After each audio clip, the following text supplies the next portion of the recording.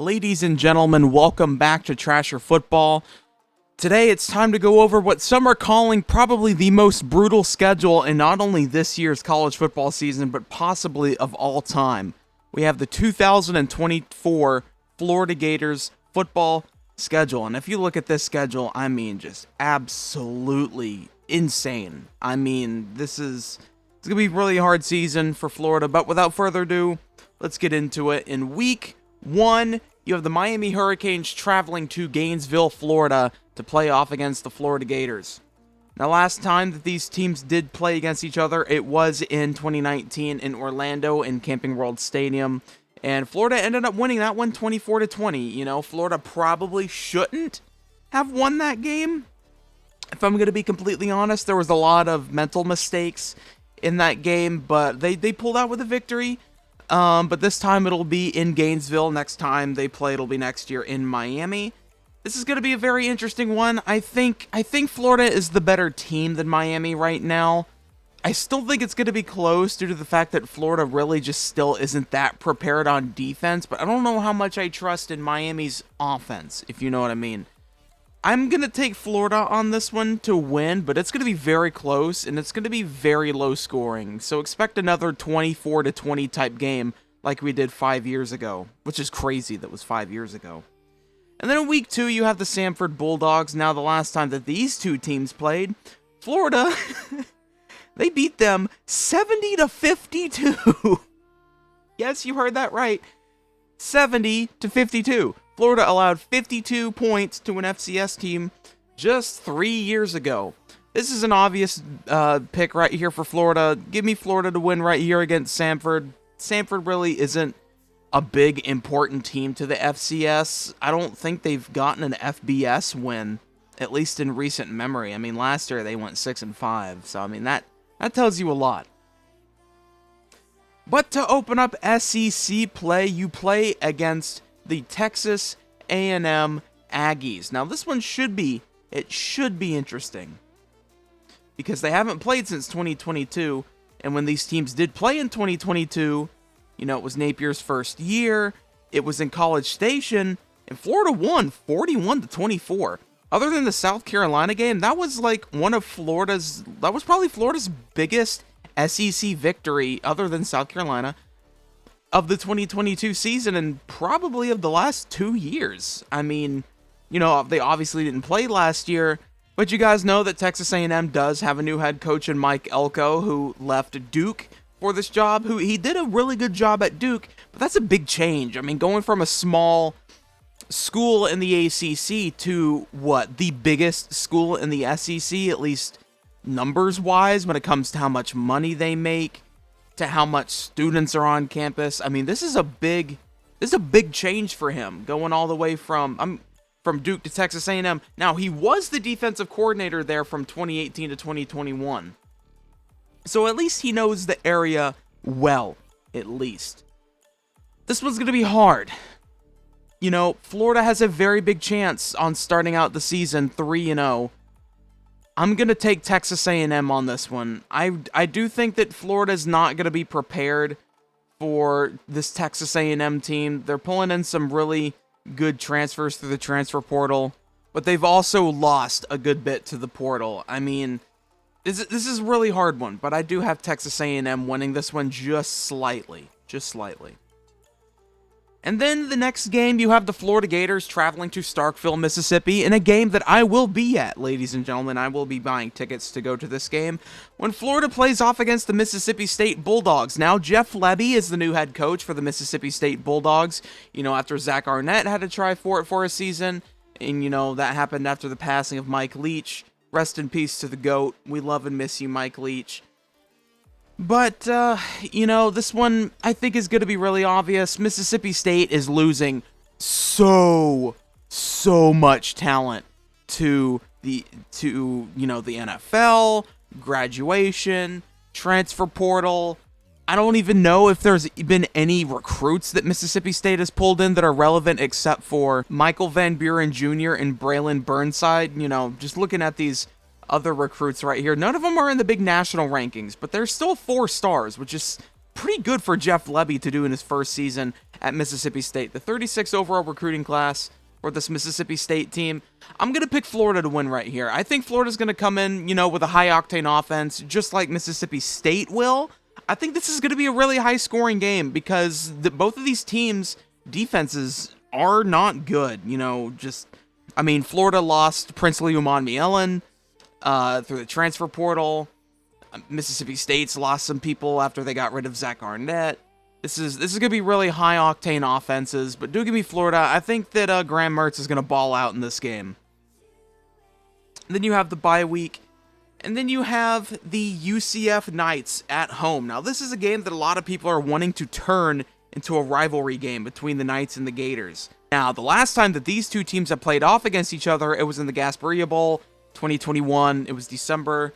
That was a really odd bowl game against Florida. UCF did get the victory, but that was a head coachless Florida team.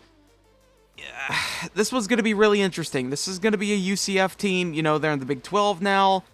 They didn't do the hottest last season, 6-7. I don't know. I'm leaning towards Florida right here due to the fact that it's going to be in Florida. I think a lot of UCF's hype is a little overdone. I still have a lot of trust in Gus Malzahn. I really do like the guy. He's a good head coach. I've met him before when he was the head coach at Auburn. I still have Florida winning this one, but by a little bit, only due to the fact that it's going to be in Gainesville, and also due to the fact that UCF's defense just looked absolutely awful last season unless they were playing against Oklahoma State for some reason. I don't understand how Oklahoma State looked so up and down last season, but we'll get into them in a later video. But I do have the win for Florida right here. And then you have the Florida Gators traveling to Neyland Stadium in Knoxville, Tennessee, as they take on the Tennessee Volunteers. Now, the last time that these two teams played was last season. And who won? The Florida Gators. The last time that Tennessee has beaten Florida in Gainesville, I think, was in 2003. Now, I may be wrong on that. But the last time that Tennessee has beaten Florida in general was just 2022, and it was in Knoxville. It was only a 5-point win. Florida almost came back as they got an onside kick late in the game. But Florida still has a chance to win this game. I do think that they're a better team than Tennessee in some categories, but not all categories. Give me Tennessee to win this game. Not by a lot, though. It's not going to be by a lot of points here. This is really important. This is a really important game for Tennessee right here. And then up next, you have the Kentucky Wildcats. Kentucky, this will be the homecoming game for the Florida Gators. Florida has really struggled against the Wildcats over the last, 10 years? I know that they had a winning streak, I think 31 games in a row. Florida beat Kentucky. And then it just, the brakes fell off in 2018. Kentucky has won 4 out of the last 6 games against the Florida Gators, including the last 3. 2 being in Lexington. This year, it will be in Gainesville. I really don't know what to pick here. I'm going to pick Florida. I know a lot of people are going to think, oh, you're going crazy, Asher. You don't know what you're talking about. I know I don't know what I'm talking about. That's what makes this fun. I do have Florida winning this one. This is going to be a really hard game, though. Florida's really struggled with this Kentucky team. They very well could lose this game. But do give me Florida to win this one.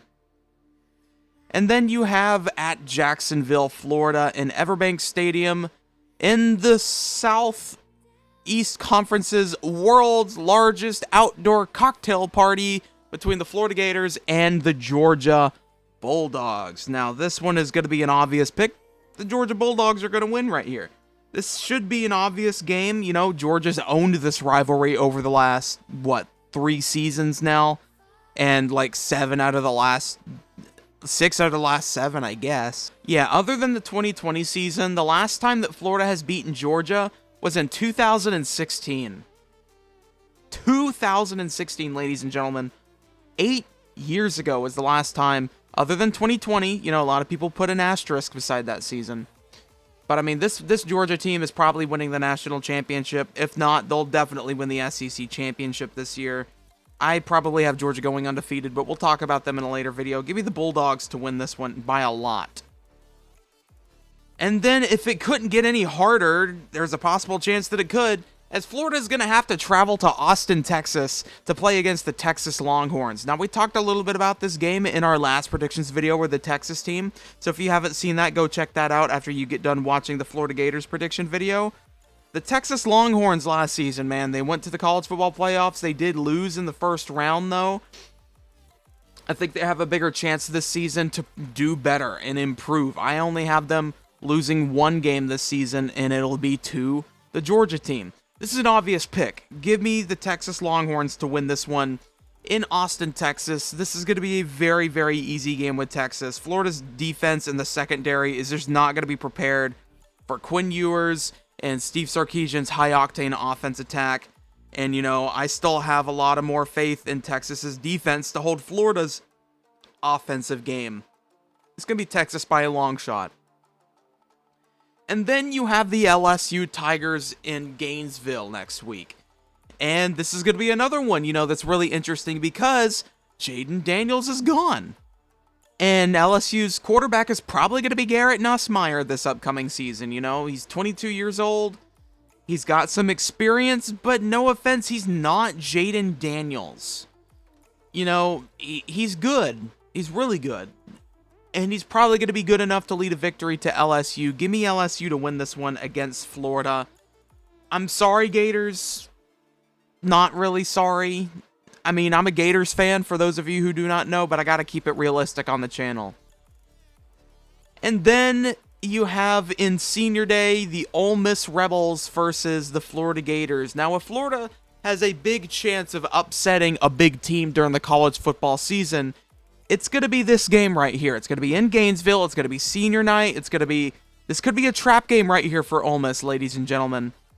I'm not saying that Florida's going to win. I still have my money on Lane Kiffin beating Napier in this game, so do give me Ole Miss to win this one, but I'm a little flip-floppy.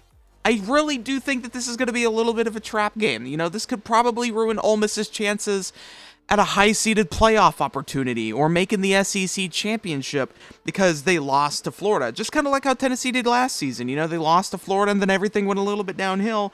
But thankfully, this is later in the season, but, you know, it could still really hurt Ole Miss. But do give me Ole Miss to win this game. You know, Jackson Dart is an unbelievable quarterback. I probably have him in my top 3 quarterbacks in the SEC this season. I'm not saying they're going to dominate, but it's going to be a really close game, as Florida really seems to do. A lot of the games that Florida's been losing over the last couple of seasons have been really close, unless it's been to just really great elite teams. And I'm not ready to put Ole Miss in that elite category yet.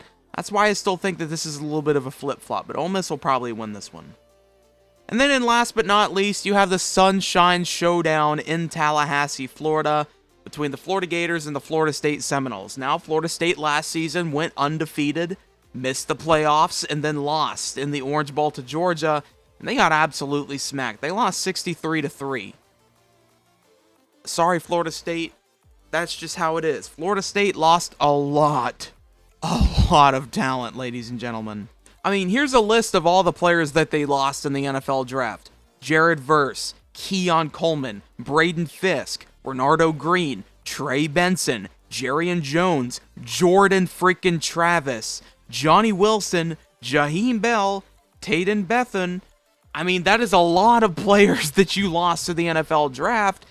That's not even including all the people that didn't get drafted in this past draft just, a couple of weeks ago? I mean, Florida State's lost a lot. I don't think they're going to be as good as they were last season. You know, they probably won't even make the playoffs or even win the conference. But I still think it's going to be enough to beat the Florida Gators. This Florida Gators team isn't that great. You know, they still pulled in the top inside offensive lineman in the transfer portal from USC.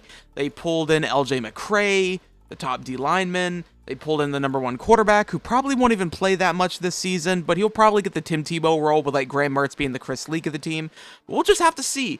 I do have Florida State winning this one, though. This Florida team reminds me of a worse version of the 2006 Florida team if they didn't win the national championship and were just mediocre at best.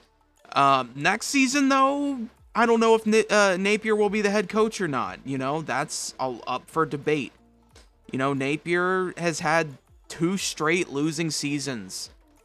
at the Florida head coach position, and he has a big possibility of going 3 in a row.